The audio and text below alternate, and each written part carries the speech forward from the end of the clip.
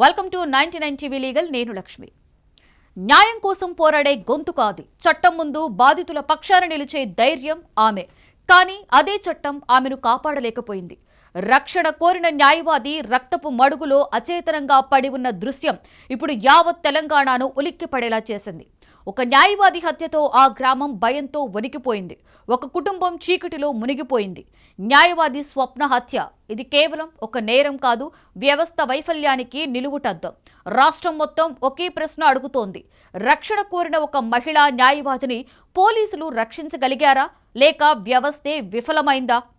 రంగారెడ్డి జిల్లా మొయినాబాద్ మండలం కేతిరెడ్డిపల్లికి చెందిన స్వప్న వృత్తిరీత్యా న్యాయవాది. తనకు ప్రాణహాని ఉందని, తనను ఎవరో వెంబడిస్తున్నారని ఆమెకు ముందే తెలుసు. అందుకే రక్షణ కల్పించాలని పోలీసుల చుట్టూ తిరిగింది, మొరపెట్టుకుంది. కానీ ఆ ఫిర్యాదులు పోలీస్ స్టేషన్ ఫైళ్లలోనే మగ్గిపోయాయి తప్ప ఆమె ప్రాణాలను కాపాడే కవచంలా మారలేదు. ఫలితం చేవెళ్లలో ఆమె దారుణ హత్యకి గురైంది. ఒంటరిగా వెళ్తున్న సమయంలో మాటు వేసిన దుండగులు ఆమెని దారుణంగా హతమార్చారు. ఈ దారుణం రాష్ట్ర వ్యాప్తంగా అగ్గిరాజేసింది. న్యాయం చెప్పాల్సిన చోట నిశ్శబ్దం అలుముకుంది. నల్ల కోట్లు ధరించిన న్యాయవాదులు ఆగ్రహంతో రోడ్లపైకి వచ్చారు. మహబూబ్ నగర్ నుంచి జడ్చర్ల వరకు నిరసన జ్వాలలు మిన్నంటాయి.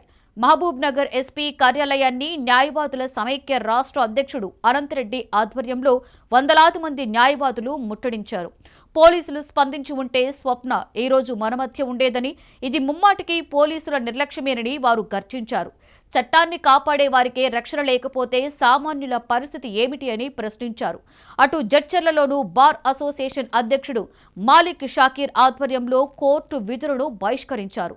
ప్రభుత్వం వెంటనే స్పందించి న్యాయవాదుల రక్షణ చట్టాన్ని అమలు చేయాలని డిమాండ్ చేశారు. ప్రశాంత్, శ్రీనివాస్ గౌడ్, రమేష్ వంటి పలువురు న్యాయవాదులు ఈ పోరాటంలో గొంతు కలిపారు.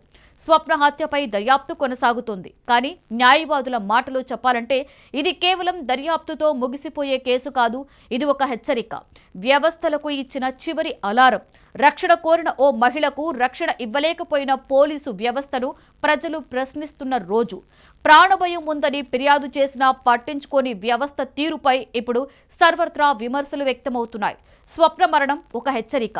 రక్షణ కోరిన బాధితులకు భరోసా ఇవ్వని నాడు ఇలాంటి దారుణాలు పునరావృతం అవుతూనే ఉంటాయని ఈ ఘటన మరోసారి నిరూపిస్తుంది. ఎందుకంటే న్యాయం కోసం నిలిచిన ఒక న్యాయవాది తన ప్రాణాల కోసం పోరాడినప్పుడు ఆమెకు న్యాయం దొరకలేదు అంటే ఈ రాష్ట్రంలో సామాన్య ప్రజలకు న్యాయం ఎలా దొరుకుతుంది?